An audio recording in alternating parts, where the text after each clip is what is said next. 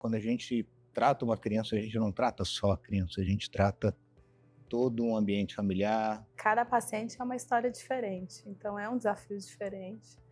Essa vontade de lutar junto Com a da família. criança e com a família pela vida, né, é bem gratificante.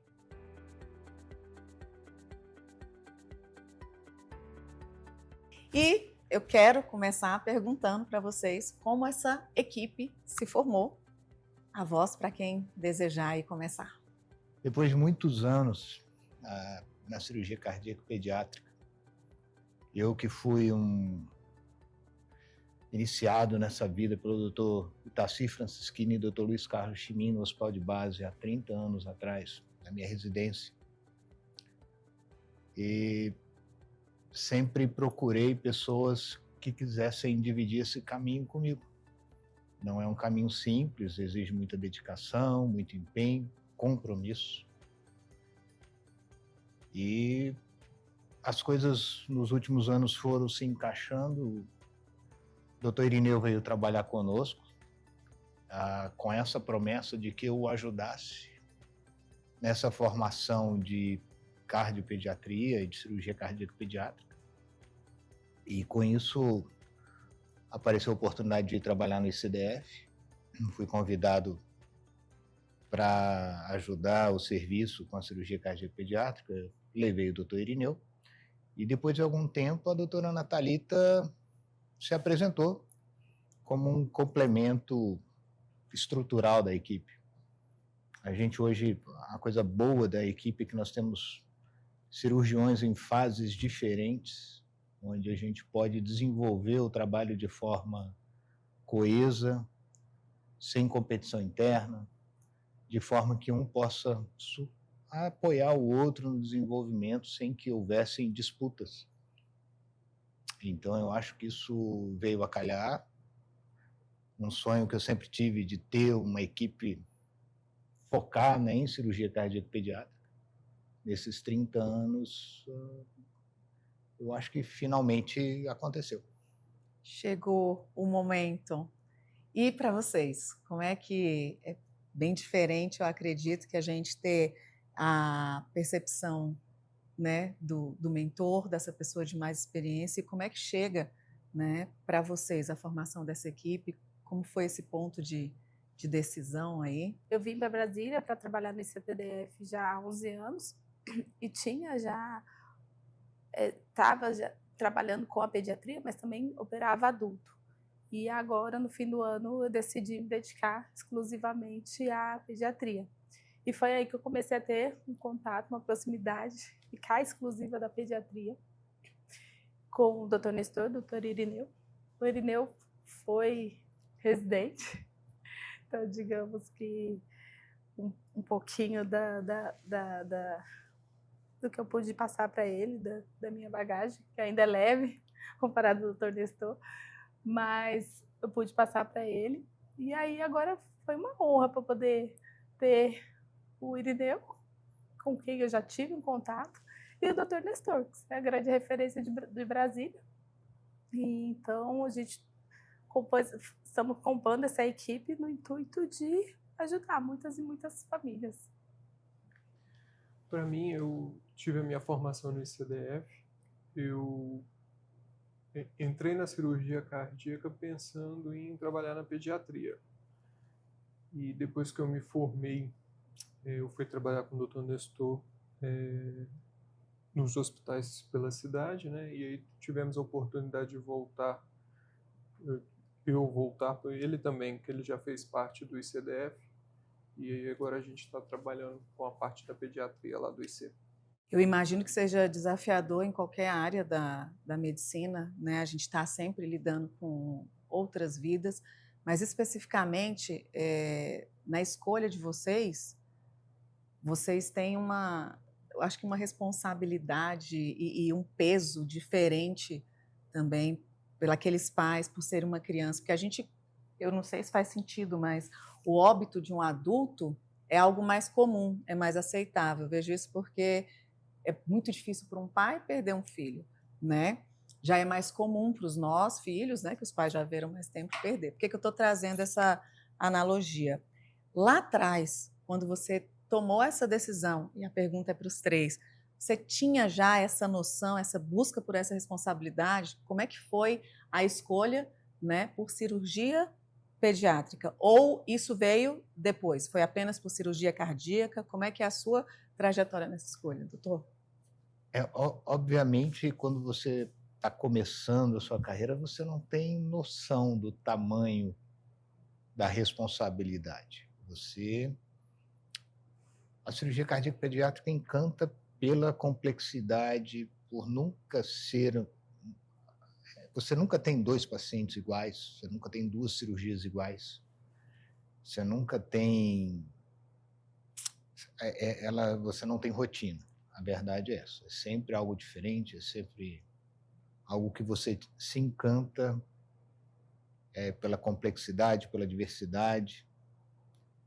E é lógico, a dificuldade também te encanta, o desenvolvimento te encanta, o querer superar te encanta, o desafio que te encanta.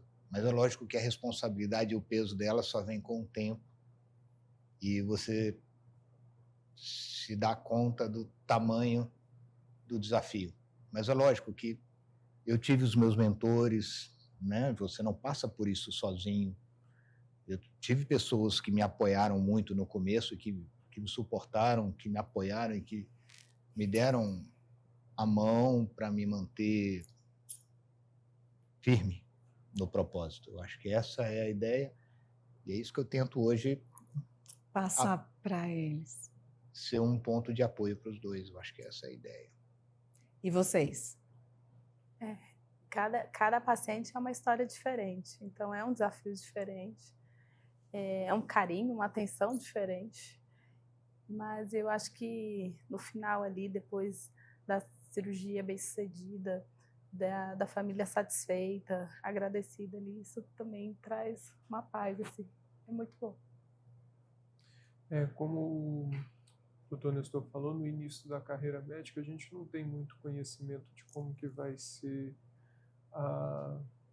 essa área, né? Ela é muito específica e para quem olha de por fora, assim, acha que é tudo mil maravilhas.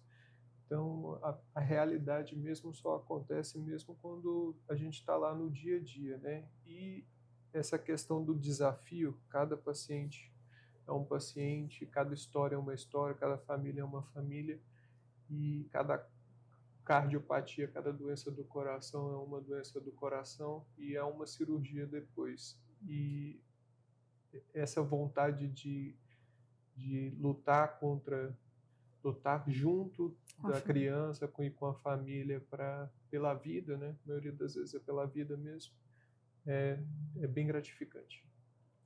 O que muda, né, no médico após tantos anos aí de experiência? O olhar, a calma, a responsabilidade? Não muda nada. Você continua apreensivo desde o primeiro dia. O senso de responsabilidade, de fazer o melhor possível.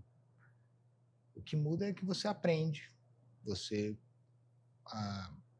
conhece os atalhos, você tenta minimizar os problemas que você aprende ao longo do caminho, que a experiência te traz, e a certeza de que você nunca sabe tudo, que você tem que continuar aprendendo. E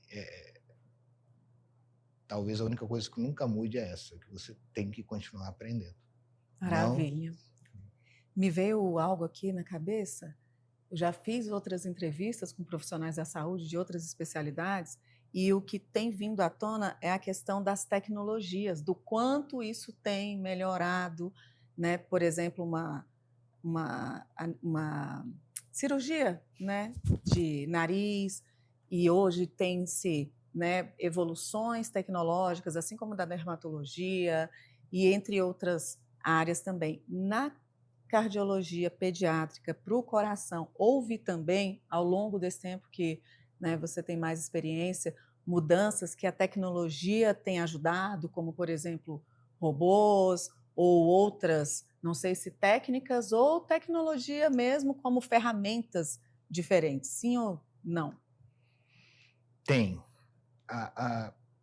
Algumas delas são fundamentais. O grande problema das tecnologias de ponta é o acesso. São tecnologias hoje muito caras, são tecnologias hoje que mesmo na medicina privada você tem algumas restrições. Então, algumas fazem muita diferença e outras nem tanto. Mas não substitui as pessoas. Não existe... A cardiologia pediátrica ela tem uma diferença grande da cardiopatia do adulto, é que o pós-operatório, a UTI, faz muito mais diferença no resultado da cirurgia do que do adulto. E isso é desafiador porque é um processo contínuo de tratamento. A cirurgia, às vezes, não acaba no centro cirúrgico. Ela continua depois e esse processo ele é árduo, porque a criança, sobretudo recém-nascido, é muito mais complexo, é muito mais difícil. Então, por mais tecnologias que você ter, se você não tiver a pessoa treinada, adequada para saber utilizar essa tecnologia, não vai fazer Tanta diferença. tanta diferença. Todas essas cirurgias, elas são feitas abertas, seja na criança ou no recém-nascido, porque em outras especialidades tem a laparoscopia, como que é no caso da cirurgia do coração? A maior parte das cirurgias cardíacas pediátricas a gente chama de peito aberto. Tem alguns procedimentos que a gente faz junto com a hemodinâmica, então o cardiologista intervencionista entra pelo algum vaso, uma veia ou uma artéria. E por vezes a gente tem que fornecer esse acesso para ele. A gente faz um corte pequeno no pescoço para poder acessar a carótida e por ali ele conseguir colocar o fio guia, o plug, o que for necessário. Mas a maior parte é peito aberto. Você também tem essa mesma visão ou é uma única visão? É isso? Sim, acredito eu, obviamente eu não estava participando da cirurgia cardíaca há 30 anos atrás, a técnica cirúrgica em si, o ato de fazer a cirurgia em si, provavelmente só foi refinado, né? Uma posição ou outra que mudou. Agora, o coração artificial, que são máquinas hoje que avançaram na tecnologia, as soluções que a gente usa de preservação do coração, essas também tiveram alguns avanços, a monitorização, cada dia surge uma monitorização nova para participar da cirurgia, para acompanhar o bem-estar da criança no intraoperatório e no pós-operatório, mas provavelmente o ato cirúrgico, o cirurgião em si, as mudanças só foram refinamentos, né? E talvez a gente consiga, num futuro próximo, com as crianças maiores, fazer cirurgias que não sejam peito aberto, poderia ser cortes menores na lateral. Obviamente, crianças muito pequenas isso não seria possível, né? Mas talvez adolescentes a gente consiga operar dessa forma. Quais são as principais cardiopatias que hoje vocês operam, né? Existe ali um parâmetro, uma métrica, as doenças mais comuns e outras, né, que são mais, como é que eu posso dizer, raras, por exemplo, são em média quantas? Muitas? Como são? Então, você tem, logicamente, algumas cardiopatias mais frequentes, né? Eu acho que hoje você tem os defeitos septais né? A comunicação interatrial e a comunicação interventricular. A interatrial hoje está se promovendo para o tratamento transcatéter, onde boa parte delas, num futuro, você não vai fazer a cirurgia, ela vai ser fechada por um procedimento menos invasivo. Mas a comunicação interventricular não, ela ainda necessita da cirurgia. Hoje, nós temos as crianças com defeito septo-atrioventricular, onde as crianças com síndrome de Down são afetadas de forma mais frequente. E com a medicina fetal, com o desenvolvimento, sobretudo do diagnóstico pré-natal, hoje tem tido um aumento grande nas doenças das crianças no recém-nascido, né? E essas são realmente doenças complexas e que realmente necessitam de um tratamento mais complexo, às vezes combinado ao não invasivo, com a hemodinâmica. Às vezes a gente faz um tratamento de hemodinâmica, como a doutora Natalita descreveu. Às vezes você faz um tratamento na fase neonatal para deixar essa criança crescer, desenvolver um pouco mais, e você operar ela numa situação um pouco mais favorável. Entendi. Mas ainda, como a gente falou, são inúmeras e cada comunicação interventricular é diferente uma da outra. Algum de vocês consegue, eu não sei como que funciona, se esse pai e mãe recebem essa notícia pelo próprio pediatra primeiro, que vai explicar essa cardiopatia, como é que é esse trânsito, né, esse fluxo, esse organograma aí, vai para ele, ou vocês têm contato com a família, porque eu gostaria que vocês pudessem trazer de uma forma mais didática, para quem está nos assistindo, por exemplo, compreender o que é essa comunicação ventricular, como é que se a gente estivesse explicando para aquela criança, o que está acontecendo, tio? Qual que é o meu problema? Por que eu tenho que operar? Como é que é essa linguagem de forma mais didática mesmo? Hoje de manhã a gente estava até discutindo isso na reunião cirúrgica, né? Hoje, preconizado pela Sociedade de Pediatria, a gente tem um teste de coraçãozinho, que é feito com a criança depois que nasce. Se tiver alguma alteração no teste do coraçãozinho, ela vai ser encaminhada para fazer um ecocardiograma transtorácico, né? Aí chama um cardiologista pediátrico, ele vai fazer um ecocardiograma no recém-nascido. Ou se a criança apresentar algum sinal clínico alterado, algum sopro no coração, alguma dessaturação, algum rebaixamento de nível de consciência, aí precisa também fazer o ecocardiograma. Isso a partir do momento que ela nasceu ali. Isso. Ou a gente está falando de... coraçãozinho é simples, é medir a oximetria dos 4 membros. E aí a gente vê se tem algum diferencial. Mas é recomendável que toda gestante faça um ecocardiograma do feto. É o primeiro screening que é feito já na gestante, no feto, na barriga da mãe. Porque muda dramaticamente o atendimento e o cuidado a essa mãe. Que às vezes, algumas crianças, elas precisam de atendimento imediato logo ao nascimento. E isso muda completamente a evolução dessa criança, para ela não chegar já em fase avançada ou muito já debilitada para o atendimento e para a cirurgia. Então, algumas dessas, como eu falei, a medicina fetal, ela é fundamental. Ela está mudando a trajetória dessas crianças. Assim, o diagnóstico, a notícia pode ser por diversos profissionais. Então, desde o obstetra, que faz lá o morfológico e já vê alguma alteração e indique para fazer o ecofetal. Um pediatra que ausculta um sopro e solicita um ecocardiograma.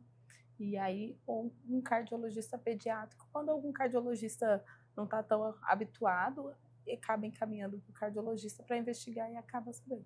E aí, através desses multiprofissionais, chegam até nós.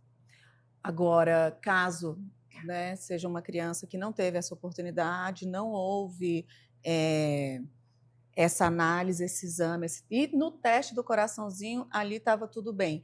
Existem patologias que são desenvolvidas com o tempo, ou essa criança que vai ter um problema cardíaco, obrigatoriamente já vai ser detectado ali durante a gravidez ou no teste do coração? Como que funciona? Os exames, eles não dão um diagnóstico 100%. Existe uma suspeita, e essa suspeita gera a investigação, né, de algumas doenças. Mesmo o teste estando correto, ainda seria adequado repetir ou fazer um outro exame para ter certeza que aquela cardiopatia, aquela doença do coração que foi hipotetizada, seja descartada. Então, não existe ainda um exame 100% que dá um diagnóstico de 100%. A gente consegue, com a tecnologia, o ultrassom melhorou consideravelmente isso, a imagem, o cateterismo, a tomografia, consegue pegar a maioria das doenças, mas nenhum exame hoje consegue 100% pegar todas as doenças. Mas eu digo, ela pode se desenvolver ao longo do tempo, ou se eu tenho um problema de coração, ele não foi ali, talvez, detectado, porque ele não estava, né, já em andamento, enfim, e com o passar do tempo eu desenvolvi, mas eu já tinha ali aquela predisposição. É assim que funciona? Ou é hereditário? Como que é? Então, a cardiopatia congênita, ela vem baseada, desenvolvida de um pequeno desvio na formação do coração ou dos vasos do bebê. Ela pode ser ou não detectada ao nascimento ou nos primeiros dias de vida. Algumas são até bem perigosas, porque a criança, quando nasce, ela continua se desenvolvendo e tem algumas estruturas que deveriam, uns vasos que deveriam fechar e que não fecham, que podem, vamos dizer assim, mascarar a manifestação daquela doença. E aí a criança vai embora para casa, aí esse vírus, quando ele começa a fechar em casa, volta para o hospital, a criança muito doente, grave. Isso para a gente é típico, chama coarctação da aorta. É um estreitamento do grande vaso da criança, que durante os primeiros dias ela fica bem, porque tem um vaso aberto que chama canal arterial, que é fundamental para o desenvolvimento do feto, mas que demora algum tempo para fechar. Então, essa criança, às vezes, vai apresentar sintomas ou desenvolver os sintomas algumas semanas depois. Então, mas a cardiopatia congênita, na grande maioria das vezes, você nasce com aquele problema. Ele pode se manifestar ou não, você pode detectar isso ao nascimento ou não, mas você, a princípio, nasceu com ele. É lógico, você tem algumas alterações que podem ser discretas ao nascimento, que com a evolução a criança vai piorando, vai ficando cada vez aquele coração sobrecarregado, um problema de válvula que você vai acompanhando e a criança você vai operar no futuro. Mas normalmente você, no nascimento, já tem alguma coisa ali que mostra que você tem que estar mais atenção para aquela criança. Entendi. E vocês falaram sobre essa questão, né, de detectar, inclusive, ali durante essa gestação, houve um aumento de cardiopatias baseado, né, desde o início da sua clínica para agora? Por que eu estou perguntando isso? As mulheres também decidiram, né, engravidar um pouco mais tarde. Eu não sei se isso faz algum sentido ou se gera alguma probabilidade maior, porque estudos já nos mostram que tem outras doenças que são associadas a essa gravidez mais tardia. O caso do coração também é um? Sim. Bom, um ponto houve um aumento de diagnóstico. A gente necessariamente não consegue saber se houve um aumento da incidência, né? Do número real. Hoje a gente diagnostica muito mais. Por quê? Porque se faz esse exame durante a gravidez Então, esse screening é muito maior. Então, você faz o exame durante a gravidez, você faz o teste do coraçãozinho quando a criança está no hospital, né, logo depois do nascimento. Então, se gerou um cuidado maior, uma vigilância maior da cardiopatia congênita, e com isso você, obviamente, você faz muito mais diagnósticos. Agora, se isso aumentou, né, tem-se alguma relação, nada assim muito claro, de mães mais idosas com crianças com síndrome de Down, mas isso, a criança com síndrome de Down tem uma chance maior de ter cardiopatia. Então, nesse sentido, pode ter aumentado. Uma coisa leva a outra. A criança, a prematuridade. Então, assim, outra coisa que com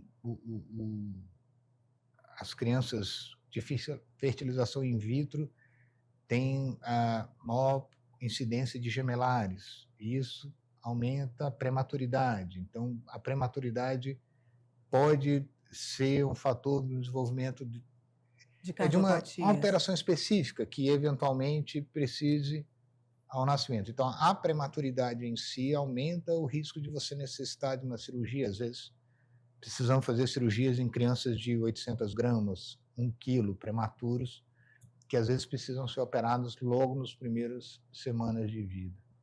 E está diretamente relacionado à prematuridade. O índice de resultado, né, positivo dessa criança continuar ali muito bem é maior ou menor por ela ser prematura, ou uma criança que já tivesse toda formadinha, nascendo ali com o número de meses adequado, tem essa possibilidade, ou isso não influencia? Completamente. Quanto mais prematuro é a criança, quanto menos desenvolvida ela está, quanto mais baixo é o peso, e isso é fator de risco, claro. O baixo peso sobretudo para as cardiopatias complexas, onde você tem que fazer uma correção, né, o tórax aberto, circulação extracorpórea. Então, as crianças de baixo peso são muito mais complexas, com risco muito mais elevado. Então, muitas vezes a gente abre mão de fazer essa cirurgia nesse momento, faz aqueles procedimentos paliativos para tentar deixar essa criança desenvolver, postergar a cirurgia. E é uma decisão compartilhada com os pais, ou vocês tomam essa decisão e pode ser que dali, pelo fato de ter dado esse interim, ou... A cirurgia cardíaca pediátrica, ela trabalha muito, assim, é impossível você trabalhar que não seja com o cardiologista pediatra. Outro médico. Por exemplo, hoje o adulto o cardiologista faz o diagnóstico, encaminha para o cirurgião opera e devolve para o cardiologista. Na cardiologia pediátrica, isso não é possível. Desde o momento da indicação, a gente vê, mas vai tratar junto, vai acompanhar junto. As decisões são conjuntas, desde o nascimento ou daquelas outras mais, a não ser patologias muito simples em que isso pode acontecer. Mas é uma unidade, lembra que eu falei que o pós-operatório é tão importante quanto a cirurgia. Então, sim, a cardiologia pediátrica é fundamental. Então, a evolução da cardiopediatria ela é conjunta da cirurgia com a cardiologia. Isso precisa ser em conjunto. É impossível, se a cirurgia não for bem feita, eles vão ter trabalho, e se a gente faz uma cirurgia bem feita e o pós-operatório não for bem feito, vai dar trabalho. Então, elas precisam andar juntas. Ou seja, vai além da equipe de cirurgiões. Então, é toda uma equipe, né? E o câncer, por exemplo, né, entende-se que fiz a cirurgia, retirei, você tem uma janela ali de 5 anos pronto, terminou, está curado, né? De forma muito simplista. Nas cardiopatias, existe essa cura total? Esse paciente pode vir a ter que ser operado novamente? Ou existe uma janela? Não existe? Esse paciente vai ter que viver ali sob um olhar diferente ou não? Fez a cirurgia, está tudo certo? Ele está curado, pode correr como as outras crianças, vai poder... Eu falo em correr porque a gente pensa no coração já a questão da respiração, né? Mas nem sei se de fato é só essa questão de correr ou se tem outras questões físicas que estão ali totalmente ligadas ao coração. Depende muito do tipo de cardiopatias. Tem cardiopatias que a cirurgia é curativa, mas tem cardiopatias não, que elas são divididas em vários estágios. E mesmo em vários estágios, ainda não é curativo, são paliativos. Isso é sempre uma pergunta que a gente escuta dos pais, meu filho vai poder correr, meu filho vai poder trabalhar, vai poder ir para a escola, isso é até comum. Algumas das cirurgias, a maioria delas, a gente tenta fazer com que a criança consiga ter um desenvolvimento adequado. Existe uma grande possibilidade de não ser um desenvolvimento igual uma criança da idade dela sem o problema do coração. Mas a função da correção da cirurgia é que ela possa desenvolver, evoluir, ir para a escola, fazer atividade física e no futuro trabalhar também. Como acontece, tem alguns pacientes que operaram um bebezinho, aí voltam no consultório para fazer revisão, já adulto, né? Isso até está ficando mais comum porque a cirurgia cardíaca, como é uma cirurgia um pouco mais recente, agora as crianças primeiro que foram operadas, agora que estão na vida adulta, né? Então agora que estão voltando com a gente no consultório, os adultos. Legal isso, né? Então, é igual carro, vai ter que ficar fazendo revisão ali para saber como é que está essa função. Mas algumas você consegue realmente curar e botar essa criança, a gente fala numa perspectiva, numa expectativa de vida da população. Ela passa a ser uma pessoa como outra pessoa que não tivesse a cardiopatia congênita. A última pergunta sobre a cardiopatia, para a gente falar pontualmente aqui sobre cada um de vocês e irmos, né, finalizando nosso primeiro momento, né, doutor Nestor? E obrigada já de antemão em estar dispondo. Gente, eu falo isso porque o doutor Nestor, ele não tem Instagram, ele não dá entrevistas, ele está aqui hoje, né, em virtude de falar sobre esse projeto, mas eu agradeço de coração e é uma honra para a gente poder, né, tá te ouvindo, principalmente quando você vai entendendo um pouco mais e sabendo quão complexo é tudo isso. E eu nem imagino como que emocionalmente, inclusive essa é uma pergunta, antes da que eu ia fazer, eu vou fazer essa agora, como é que vocês se preparam emocionalmente para essa questão de estar com uma vida de um ser tão pequenininho, mais toda a expectativa daqueles pais? Eu imagino que, assim, pressões são colocadas ali, vocês têm um preparo diferente?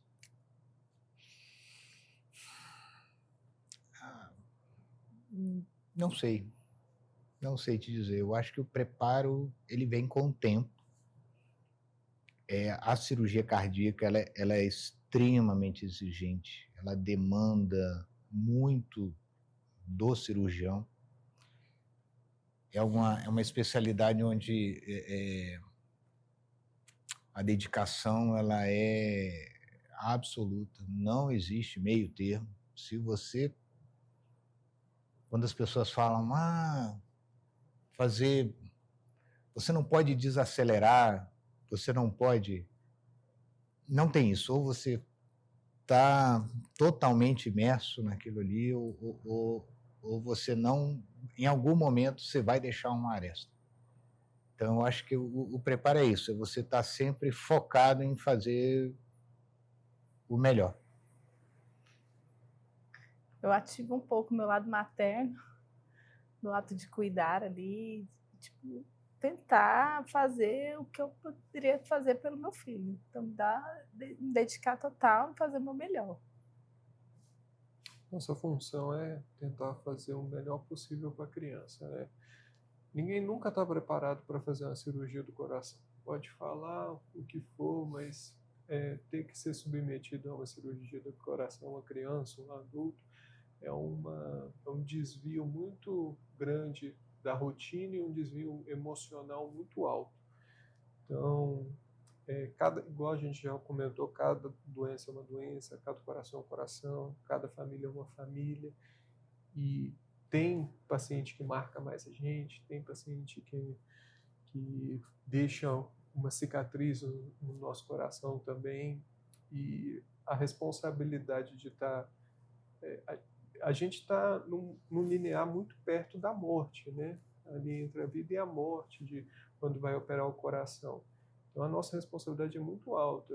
É difícil abaixar a nossa retaguarda, a atenção, sabendo disso, né? Então, a responsabilidade é muito grande. Essa era algo que eu iria perguntar, Irineu, e você trouxe. A gente na escola, né, ou todos nós aprendemos desde sempre que o coração é o que é responsável por tudo, o coração significa vida, se você perde os batimentos, ali, de fato, você morreu, né? É realmente uma cirurgia que tem muito mais risco do que as outras, do que uma cirurgia, sei lá, né, estética, porque também tem risco. Foi para o centro cirúrgico, há risco ali. Mas a cirurgia cardíaca ela é, de fato, a que tem maior risco e maior probabilidade de morte? A maioria dos nossos procedimentos, o paciente é submetido sobre anestesia geral. A anestesia geral de qualquer procedimento já tem seus riscos. Toda vez que um paciente, por exemplo, um adulto, vai fazer uma cirurgia, tem a questão do risco cirúrgico cardiológico. Então, tem que passar no cardiologista antes para poder liberar para a cirurgia. Na cirurgia cardíaca, é a resolução desse problema que ia impedir ele de fazer a cirurgia, por exemplo, da vesícula, colocar uma mama, consertar o nariz, alguma coisa. Então, a cirurgia cardíaca resolveria esse problema antes. Então, ele seria submetido à cirurgia cardíaca com risco aumentado, porque o que impediu ele de fazer o outro procedimento foi o problema do coração, certo? Esse já é um ponto. Agora, a cirurgia cardíaca, a gente tem muitas complicações graves, né? O risco de óbito existe, algumas doenças do coração têm um risco maior do que outras, mas nenhum paciente a gente consegue garantir que vai dar 100% de certeza do procedimento. E outras complicações possíveis são derrame, infarto, arritmias, pode precisar de marca-passo. Então, essas complicações existem. Algumas doenças das outras áreas da medicina também existem grandes riscos de complicações e grandes riscos de óbito. Não sei falar, por exemplo, quais outras doenças seriam essas, mas, por exemplo, uma cardiopatia, que é a hipoplasia do coração esquerdo, a mortalidade chega a 40%, mesmo com tratamento cirúrgico. Então, é uma mortalidade bem alta para uma doença, né? Então, a gente trabalha com um viés que vai dar certo, porque 60% dá certo, mas 40% ainda tem um risco aumentado de óbito. Ou seja, de fato, O coração, quando a gente fala em cirurgia cardíaca, é algo que eu sempre falo, dependente a todos os pacientes. A gente mexe com o fluxo de sangue do corpo inteiro. Então, assim, quando você vai operar o coração, você tem que parar o coração, você tem que colocar numa extracorpórea. Então, você vai alterar o fluxo de sangue para o corpo inteiro. Ou seja, qualquer isquemia de qualquer órgão no corpo pode ser uma complicação de cirurgia cardíaca. Proveniente da cirurgia. Porque você vai mexer com o fluxo de sangue do corpo inteiro. Então, tem órgãos que são mais associados, como pulmão e rim, mas você pode ter, igual o Irineu citou, um AVC. Por que você vai ter um AVC numa cirurgia cardíaca? Você abriu o coração, entrou ar, pode formar um pequeno coágulo lá dentro. Então, um pedaço de tecido, às vezes tem cálcio, você tem que descalcificar a parte do coração, pode ficar um pedacinho de cálcio. Isso entra na circulação e obstrui uma artéria do cérebro, você tem um AVC. Então, você pode ter uma isquemia, por exemplo, do intestino, você pode ter uma isquemia do fígado, do pâncreas. A isquemia, o que é? Falta de fluxo adequado de sangue. Então, qualquer parte do corpo pode sofrer temporariamente um fluxo de sangue inadequado. Então, mas o fluxo, você falou em... Eu não sei repetir a Circulação palavra. extracorpórea. Extracorpórea. Você vai tirar o coração para Não. outro? você desvia o sangue do coração e do pulmão, passa numa máquina, essa máquina gera pressão, aquece, esfria, tira oxigênio, tira o gás carbônico, põe um oxigênio, ajusta os nutrientes, faz todo o que o coração e o pulmão deveriam fazer e você devolve no corpo numa pressão, mas você é uma mudança, isso não é o normal, artificial. não é o Porque natural. assim, pra gente fazer a cirurgia, o coração tem que estar parado e vazio de sangue. Não pode ter nada. Porque senão a gente não enxerga as Vocês estruturas. desligam os canos. Isso, o que a gente faz um desvio.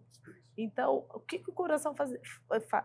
A função do coração? Passa o sangue por ele, ele bombeia para o pulmão oxigenar, oxigena, volta para o coração e ele bombeia e distribui para o corpo todo o sangue oxigenado.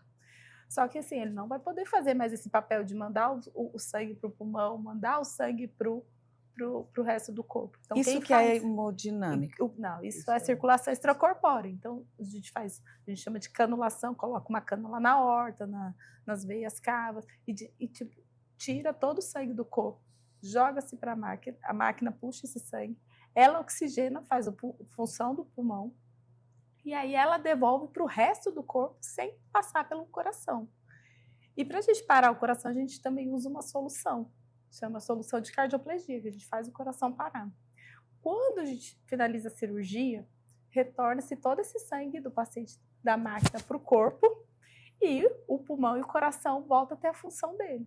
Aí o coração volta a bater, o pulmão volta, a gente liga o ventilador, começa a ventilar novamente, e aí o coração vai bombear o sangue novamente para o pulmão, oxigenar, voltar para o coração, bombear e distribuir para o corpo já oxigenado.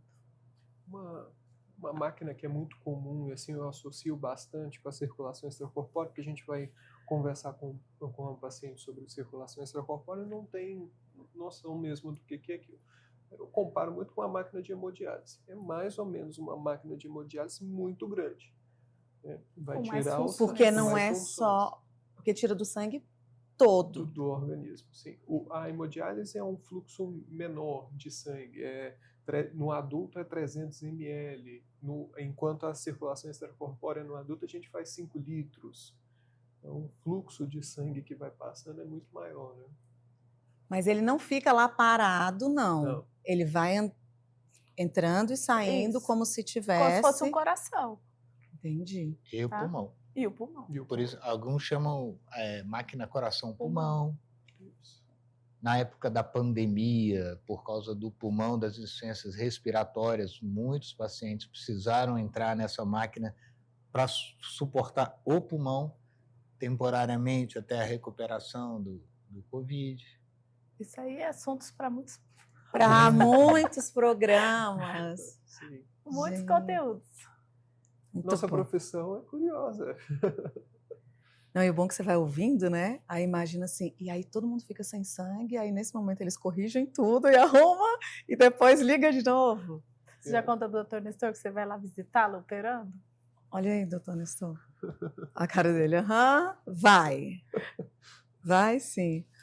Gente, obrigada mesmo. É tão importante, né, que eu falo que o silêncio dos bons é muito mais importante, né, de se levar em consideração do que a fala dos ruins. A gente não tem controle de parar isso. Pessoas que, de fato, não têm informação, né? Olha que eu já fiz mais de 200 entrevistas, não só com cardiologistas, mas toda vez tem uma coisa nova que eu nem imaginava como era o funcionamento, né? Você imagina outras pessoas que não buscam isso, o Brasil que não é um país que incentiva você se entender, você não tem autoconhecimento pessoal e muito menos a sua própria saúde, né? Que é o maior, é a maior riqueza que a gente tem, né? Ao longo do consultório aberto, depois que você vai entendendo o quanto é uma máquina tão perfeita para a gente conseguir ir ao banheiro, por exemplo, né? Quando se falta essa função de realmente, né, do que o intestino faz, que você usa ali uma bolsa de colostomia, nós estarmos aqui já é uma grande dádiva.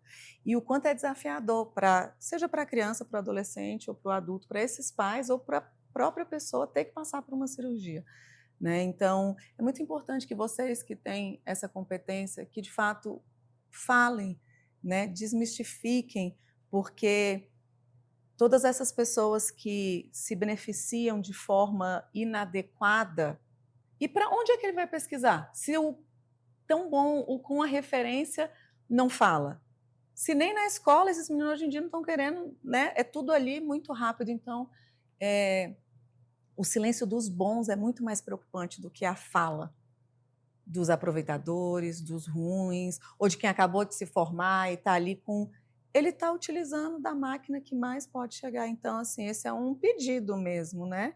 Que não seja a última vez que o doutor Nestor e que vocês vão se reunir para discutir sobre Agora isso, é com ela, hein? porque os pais merecem entender, e às vezes naquela correria tão grande, quem está explicando como é que isso vai acalmar? Porque a gente ouviu que 40% e 60%, 40% vão morrer, 60% estão ali, você já pega num medo e numa ansiedade tão grande do... Mas é uma cardiopatia grave, é uma Muito doença extrema. bem extrema essa É a Essa cardiopatia doença. mais complexa, mais É a grave. cirurgia mais complexa Qual o nome dela? também.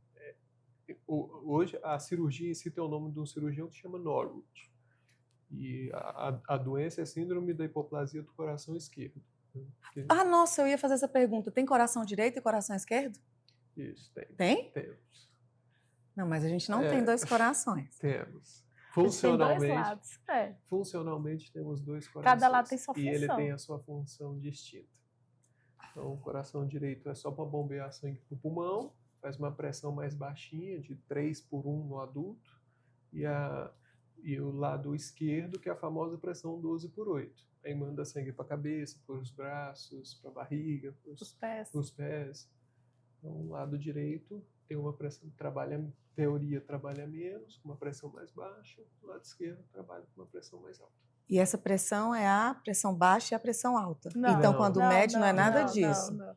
Essa é a pressão que o coração faz junto com os vasos. Quando E você por que coloca ela é uma medida- 12/8 igual à pressão? Não, o 12/8 é a pressão do adulto normal. Ok. É o que o coração esquerdo faz mesmo. Essa é a pressão normal. É porque precisa de uma Você pressão imagina mais assim, forte. o coração tem que mandar sangue para o pulmão. O pulmão está aqui pertinho, do isso que eu lado. Ele tem que mandar, o sangue tem que passar pelo órgão e voltar. O pulmão está aqui pertinho. O pulmão é uma grande esponja.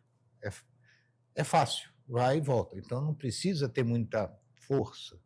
Na verdade, a gente mede em resistência, não em força. Mas você tem essa ideia. Então a pressão que você manda é baixa. O esquerdo tem que mandar para o corpo inteiro. Músculo, pele, osso, cérebro, rim, fígado. Tem que ir lá na ponta do pé e voltar. Então você precisa mandar uma força, uma pressão muito maior para esse sangue ir e voltar, porque nada que está lá vai mandar o coração de volta. Então a força que ele sai do coração, o sangue sai, tem que passar o corpo inteiro e voltar. Então por isso essa diferença. E a outra diferença do sangue do direito e esquerdo é o oxigênio, né? Isso. E uma piadinha que eu sempre faço é que a girafa, a pressão tem que ser lá em cima. Então a girafa vai ter uma pressão de 50, enquanto a gente tem a pressão de 12. O caminho é mais longo, né? Isso. Muito bom. Como é fazer parte, para vocês dois, da equipe, né? Onde eu ouvi de vocês aqui, de você já há mais tempo, fazer parte da equipe de um profissional tão respeitado, né? O que é ser referência? Como é levar esse nome, né? Estar ao lado, eu acho que já gera eu imagino que não seja simples, né? Por mais que traga aí uma honra, tudo isso, é um nome ao longo de muito tempo para ser construído, né? E depois eu quero que você me responda como é que a gente se torna uma referência, porque isso é um nome, de fato, né, honroso diante do que você se propõe a fazer. E você, de fato, né? Porque todo mundo escreve lá, né? Referência em especialista, né? Para você se tornar um especialista, você precisa de pelo menos 10.000 horas. Eu digo na minha área e em outras áreas, né? Mas primeiro para vocês e depois ele responde aí para a gente. Acho que referência assim, é aquela pessoa que a gente se inspira, a gente busca conhecimento, busca proteção. Então, assim, eu, mãe, tenho meus filhos, eu sou a referência dos meus filhos. Então, do carinho, do cuidado, de ensinar, de ter a paciência de ir lá, vamos fazer dessa maneira, de acolher. Eu acho que é a mesma coisa. O doutor Nestor é isso.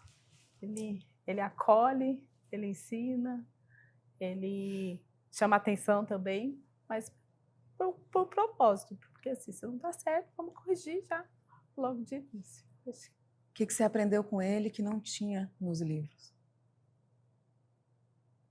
Paciência, calma, é o essencial.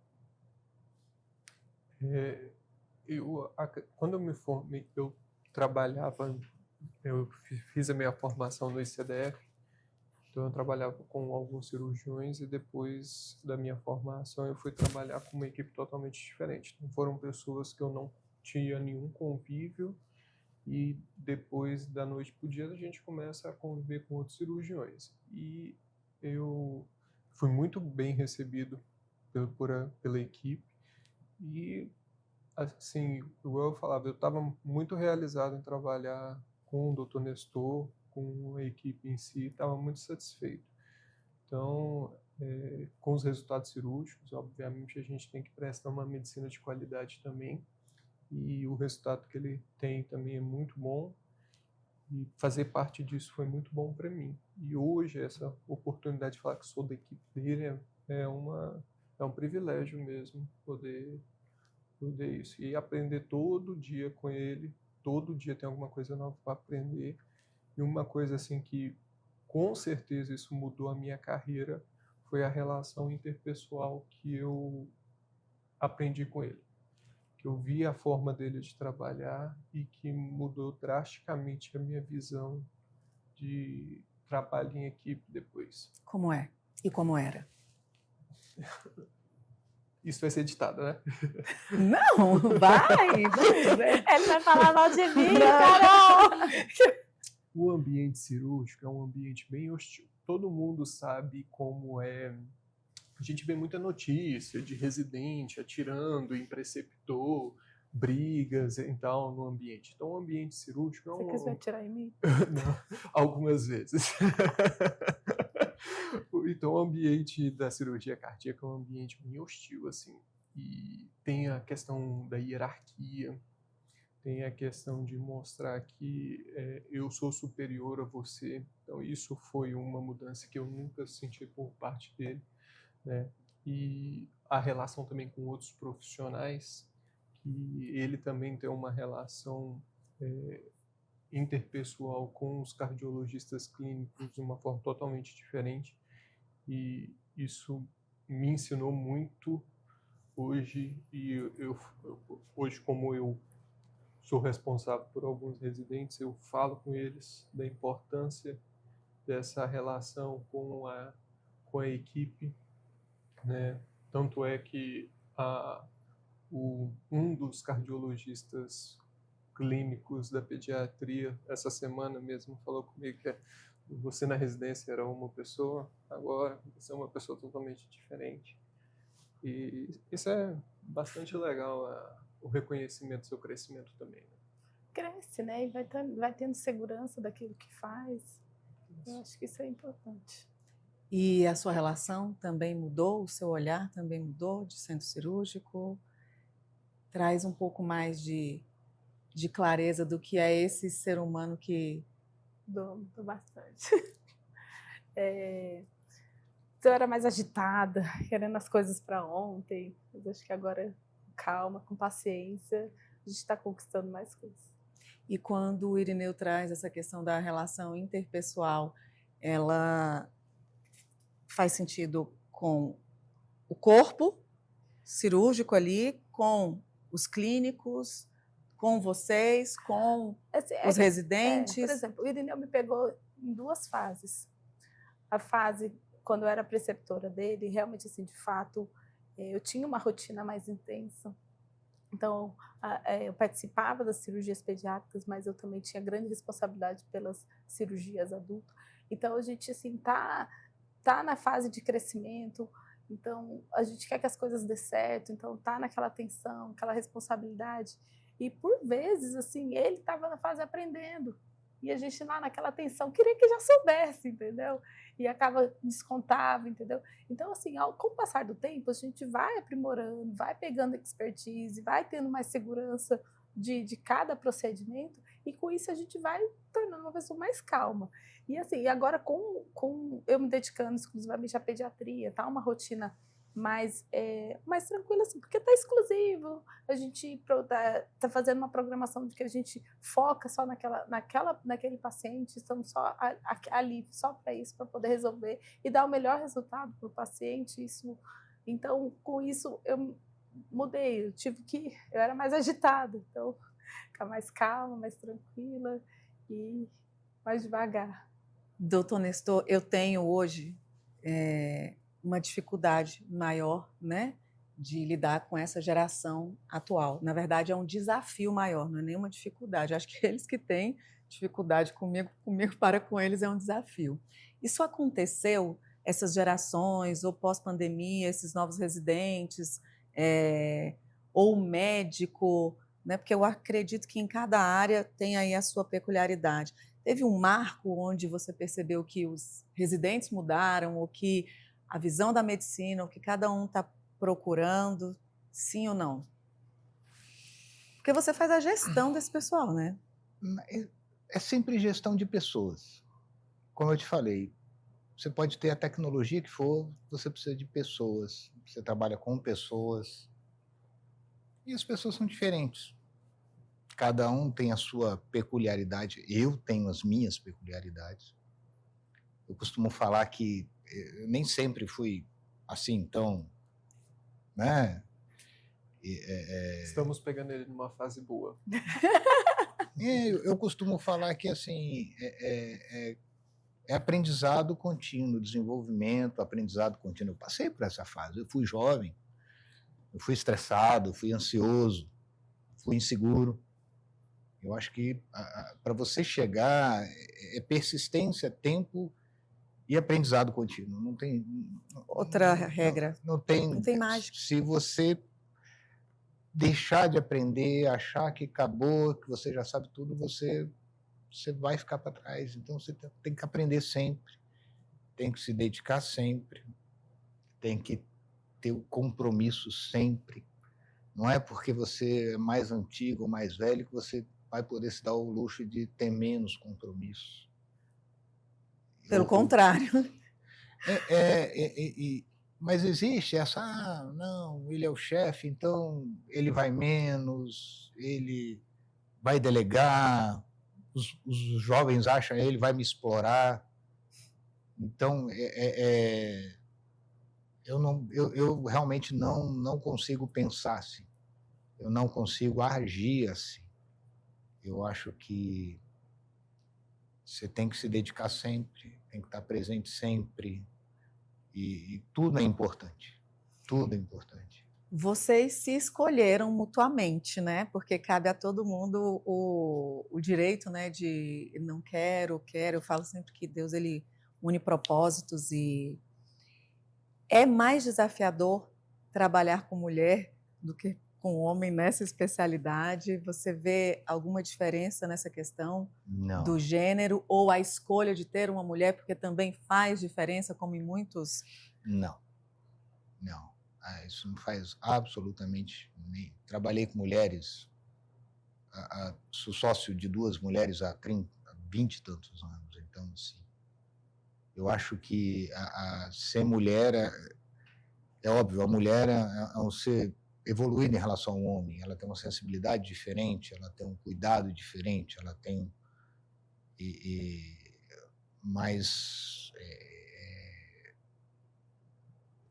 eu acho que ela só tem a acrescentar. Eu acho que a mulher tem coisas, tem sensibilidades que o homem não tem. Acho que ela tem coisas que a gente tem que aprender com elas, que a gente tem que apoiar, a gente tem que ter mais cuidado. O homem você consegue, às vezes, né? A mulher é mais sensível, ela tem... a mulher é mãe, a mulher tem outras coisas que você tem que saber valorizar, que você tem que saber respeitar. Então, assim... E do ponto de vista técnico, a mulher é sempre bem mais inteligente do que o homem, então está sempre... Adorei. Verdade, doutor Nestor. Concorda com ele, Irineu? Concordo sim.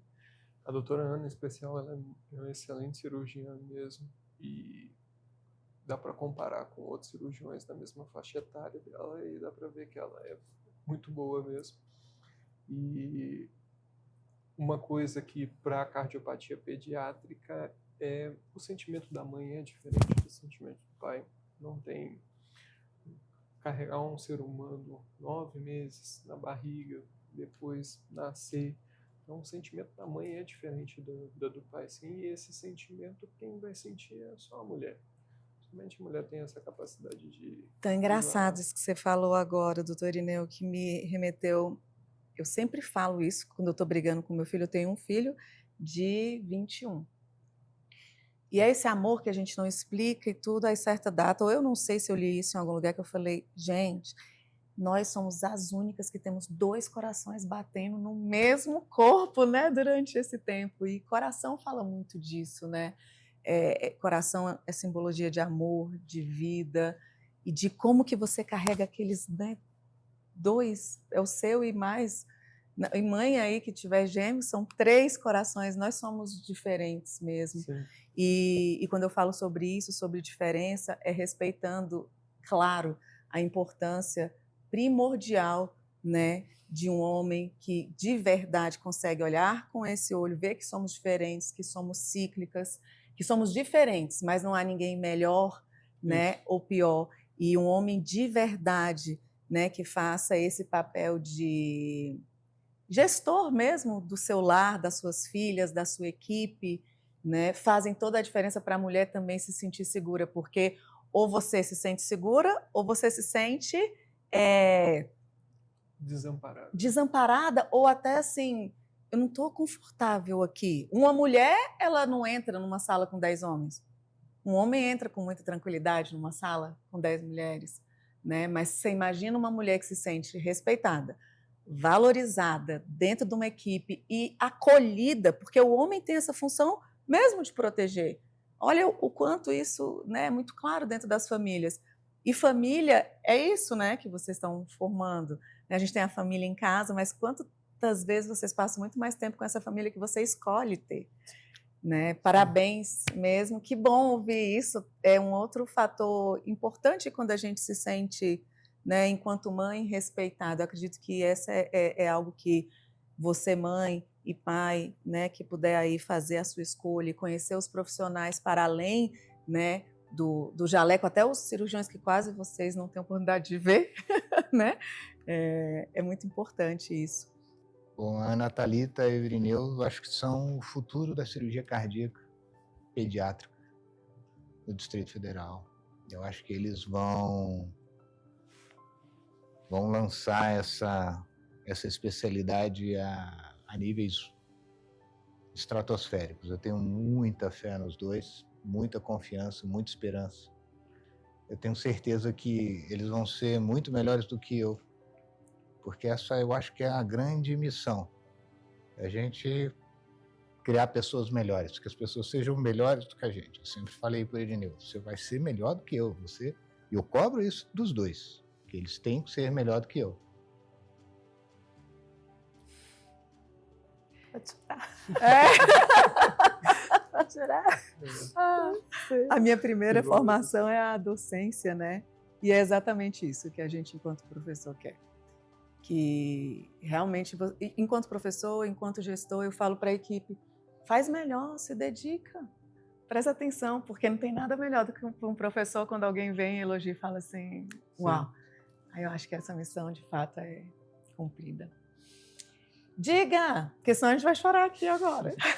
Vamos mudar um pouquinho a parte sentimental, então vamos voltar para a parte profissional. Então, a gente que está focado na cirurgia cardíaca pediátrica, a gente está fazendo esse grupo para tentar prestar o melhor serviço possível para a cidade, não só no SUS, mas também nos convênios, e que depender da parte de cirurgia cardíaca pediátrica que os pais tiverem de demanda, a gente quer atender e da melhor forma possível.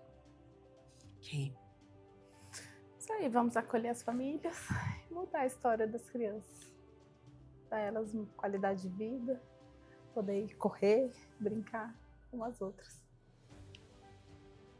Sem mais? Sem mais. Boa sorte, de verdade. Acho que nesse caso de vocês, né, não é sobre sorte, a competência já grita aos olhos de cada um de vocês. E eu falo que nós conseguimos segurar, né, papéis durante algum tempo, né, mas não por 30 anos. Vocês não me responderam, né, o que é se tornar referência. Daqui 30 anos eu respondo.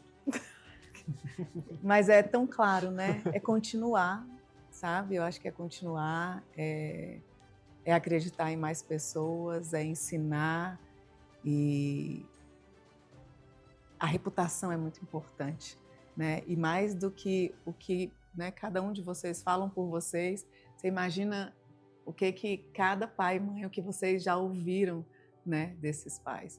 Então eu falo que ter sucesso, ser referência, tudo isso são métricas que cada um avalia e cada um sente de um jeito diferente, mas eu acho que só você sabe, de fato, né, o que te mantém ali, o que é gratificante. Foi um prazer te conhecer.